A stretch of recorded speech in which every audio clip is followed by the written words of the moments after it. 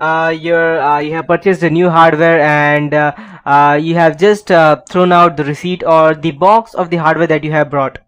Not now, or it can be also later on after the warranty has passed of that specific object, but your company is still using it.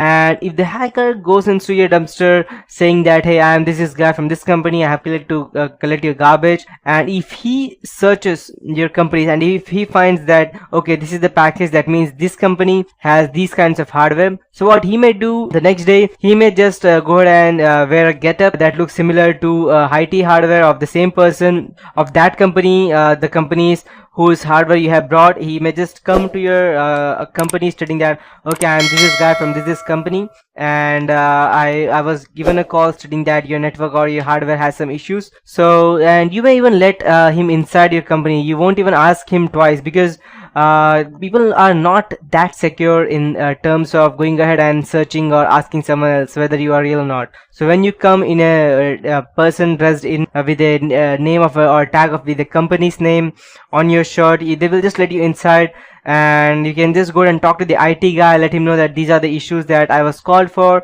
Just fake it out anything with the basic knowledge of IT. Just go ahead and attach a keylogger, and everything that you have inside the computer will be accessed by the hacker.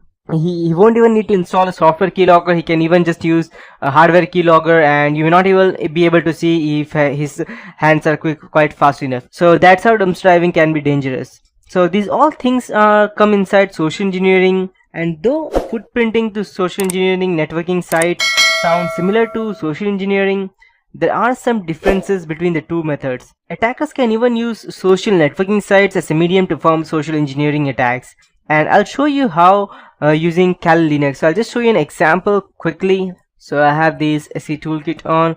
I'll use website attack printers and credential harvester method. I'll show you what exactly I'm doing later on, and let me check my companies.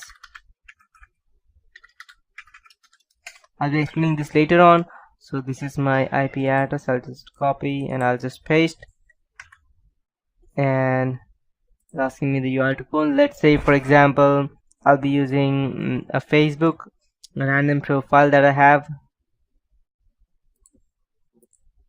So I'll just use a random fake Gmail that I have. So I'll just type Gmail. Okay, let it start.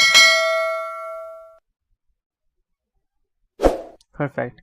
So I'll just copy all of this and I'll just paste it over here. I'll hit enter. So what it is doing exactly is that it is creating a fake phishing account that you could go and send someone. And yes, I want to start the process, and I'll just keep this on, and let's say, and what you need to do is just send this IP address to the person of whom you want to hack. So, and once you do that, everything he or he will do, you will be able to see that. So I'll just go ahead and show it out to you. Let's say, for example, I'm using this different PC over here. I'm this random guy, and I'll just type. And what I would be doing, I would be trying to access the Facebook account, the Gmail account. And so what I need to do is that I just need to send a mail to this person on his email ID stating that due to some reason your account will be deactivated or any random stuff. So you need to go ahead and log in on this specific IP address, so that you can go ahead and let's say access your account or something like that. You just need to go and social engineer your way through it, and once that guy clicks on that, it will be something like http:// and I'll just check what was the IP address.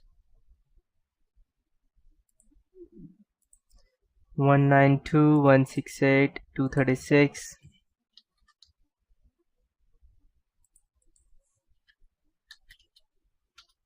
Nine 2.168.36.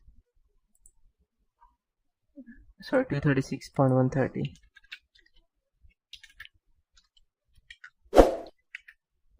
Let's check. Perfect.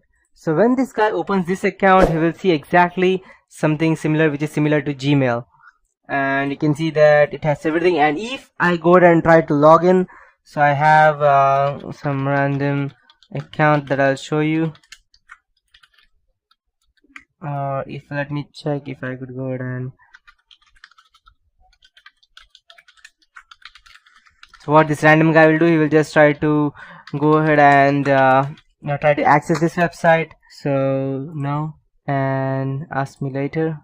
And it won't connect. The reason being that I have not yet the password I inserted was a fake one. But if I inserted the correct password, what will happen is I'll show you over here.